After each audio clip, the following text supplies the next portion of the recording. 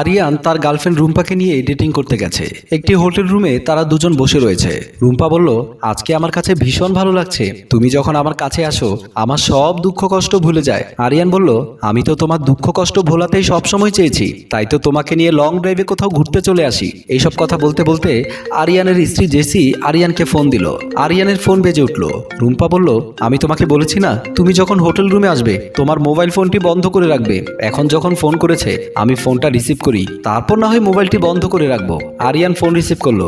Receive করার সাথে সাথেই জেসি বলল, এত সময় ফোন বেজে যাচ্ছে, ফোন রিসিভ করলে না কেন? আরিয়ান বলল, তুমি খুব ভালো করেই জানো আমি অফিসের জরুরি একটা কাজে মিটিং এ এসেছি, এর জন্য একটু ফোন ধরতে দেরি হয়েছে। আর এখন ফোন রেখে দাও, আমি জরুরি কাজ করছি, আমি সময় করে তোমাকে ফোন করব। এই কথা বলে আরিয়ান ফোন কেটে দিল। জেসি রান্নাঘরে কাজ করছিল। ঠিক বারবার শুধু আরিয়ানের কথা মনে পড়ছিল। আরিয়ান কেন ফোন কেটে দিল? কিছুদিন ধরে জেসি খেয়াল করছিল আরিয়ান যেন কেমন বদলে গেছে, আগের মতো আর কথা বলে না। জেসি ভাবলো আমি আবার ফোন করে দেখি। তারপর জেসি রান্নাঘর থেকে বেরিয়ে আসলো। বেডরুমে গিয়ে বিছানার উপর থেকে মোবাইলটি নিয়ে আরিয়ানকে ফোন করতে লাগলো। জেসি যতবার ফোন করছিল বারবার মোবাইল ফোন বন্ধ দেখাচ্ছিল। কান্না করতে শুরু করলো। সরল মনে কষ্ট পেতে লাগলো, কেন এমন করছে? এমন সময় জেসির শাশুড়ি এসে বলল, কি হয়েছে? ঘরে বসে বসে কান্না করছো কেন? জেসি কোনো কথা বলছিল না, নীরবে কান্না করেই যাচ্ছিল। শাশুড়ি বুঝতে পারলো নিশ্চয়ই কোনো সমস্যা হয়েছে, কিন্তু কি সমস্যা হয়েছে তা যদি আমাকে না বলে তাহলে আমি সমাধান করব কি করে? যদি কোনো সমস্যা হয়ে থাকে তাহলে আমাকে বলো, আমি তাহলে এই সমাধান করার চেষ্টা করছি। আপনার ছেলে আমার সাথে খুব খারাপ আচরণ করছে, আমি ফোন করার পর ফোনটি কেটে দিয়ে মোবাইল বন্ধ করে দিয়েছে। জেসির শাশুড়ি বুঝতে পারলো এর জন্যই বৌমার মন খারাপ। তুমি কোনো চিন্তা করো না বৌমা, আমার ছেলে আসলে আমি কথা বলবো। এই কথা বলে জেসির শাশুড়ি ঘর থেকে বেরিয়ে আসলো। জেসি বিছানার উপরে বসে কান্না করতে লাগলো। এর কিছুদিন পর আরিয়ান সোফার উপরে বসে কাজ করছিল।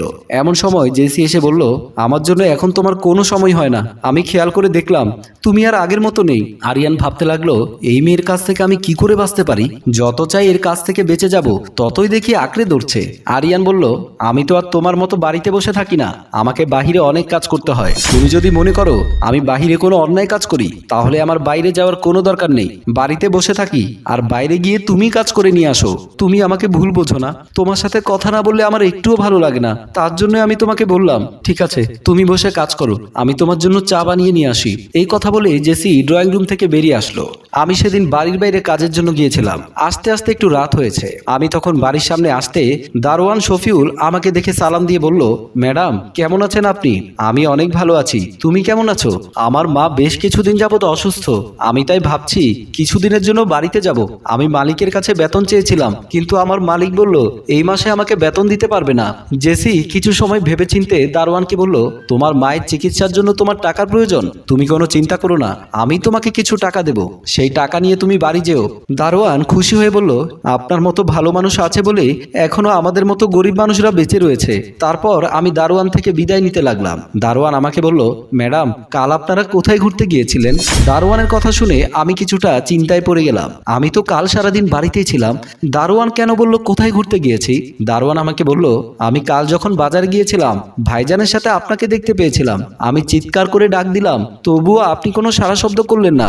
দারোয়ানের কথা শুনে আমার নিজের উপর বিশ্বাস হারিয়ে ফেললাম। যেই স্বামীকে আমি বিশ্বাস করি সেই স্বামী আমার সাথে বিশ্বাসঘাতকতা করতে পারে? আমি দারোয়ানের কাছে আমার স্বামীকে ছোট না করে বললাম, কাল আমাদের একটু তাড়া ছিল, তার জন্য তোমার সাথে আমি কথা বলতে পারিনি। তারপর আমি বিল্ডিং এর ভেতরে চলে আসলাম। আমি সিঁড়ি বেয়ে উঠছিলাম আর ভাবছিলাম আমার স্বামী আমাকে কি করে ঠকাতে পারে, নাকি দারোয়ান কোনো ভুল দেখেছে। আমার এমন মনে হচ্ছে আমি এখনই ধপাস করে পড়ে যাব, হাঁটার মতো কোনো শক্তি আমার শরীরে নেই। তবুও আস্তে আস্তে আমি ঘরের ভেতরে চলে গেলাম। আমি গিয়ে ড্রয়িং রুমের উপরে সোফাতে বসে পড়লাম। নিজেকে খুব ক্লান্ত মনে হচ্ছিল। এমন সময় আমার শাশুড়ি গিয়ে বলল, বৌমা কি হয়েছে? তোমাকে দেখে খুব ক্লান্ত মনে হচ্ছে। মা, আপনার ছেলে কি আমার সাথে কোনো বেইমানি করতে পারে? কি বলছো বৌমা, এমনটা মনে হলো কেন তোমার? বলেন না মা, আপনার ছেলে আমার সাথে বেইমানি করতে পারে? এই দুনিয়া উল্টে যাবে, তবুও আমার ছেলে কারোর সাথে বেইমানি করতে পারে না। আমি আমার শাশুড়ির কথা শুনে আর কোনো কথা বলিনি। আমি বললাম, আমার খুব ক্লান্ত লাগছে, আমি একটু ঘরে গেলাম। এই কথা বলে আমি ড্রয়িং রুম থেকে বেরিয়ে আসলাম। সেদিন রাতে জেসি আর আরিয়ান বিছানার উপর শুয়ে রয়েছে। জেসি খেয়াল করলো আরিয়ান আগের মতো জেসিকে স্পর্শ করতে চায় না। জেসি বলল, আমাকে তুমি কবে স্পর্শ করেছো? তোমার মনে আছে?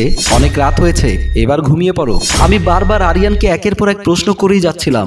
আরিয়ান আমার কোনো প্রশ্নের জবাব দিচ্ছিল না। অনেক চেষ্টা করার পরেও আরিয়ান আরিয়ানের কাছ থেকে একটা কথাও শুনতে পারিনি। আমি দেখলাম আরিয়ান মুখ ঘুরিয়ে অন্যদিকে শুয়ে পড়ল। আমার কেমন যেন আরিয়ানকে সন্দেহ লাগতে শুরু করলো। মনে হচ্ছে দারোয়ানের কথাই ঠিক হচ্ছে। সত্যি সত্যি যদি এমন কিছু হয় তাহলে আরিয়ানকে ছেড়ে আমি কথা বলবো না। আরিয়ান সেদিন অফিসে বসে কাজ করছিল।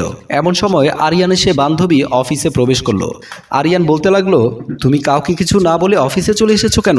তোমাকে না দেখে থাকতে পারছিলাম না, তুমি আমার সাথে চলো। এই কথা বলে আরিয়ানের হাত ধরে অফিস থেকে বেরিয়ে আসলো। আরিয়ান যখন মেয়েটির সাথে বের হচ্ছিল ঠিক তখনই আমি সামনে এসে দাঁড়ালাম। আমাকে দেখে আরিয়ানের গলা শুকিয়ে গেল। মেয়েটি আরিয়ানকে বলল, দাঁড়িয়ে পড়লে কেন? চলো।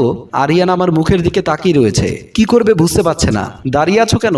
যাও, কোথায় যাচ্ছিলে? তুমি আমাকে ভুল বোঝো না, ওর সাথে আমার কোনো সম্পর্ক নেই, ও শুধু আমার জাস্ট ফ্রেন্ড। আরিয়ানের কথা শুনে আমার বেশ হাসি পাচ্ছিল।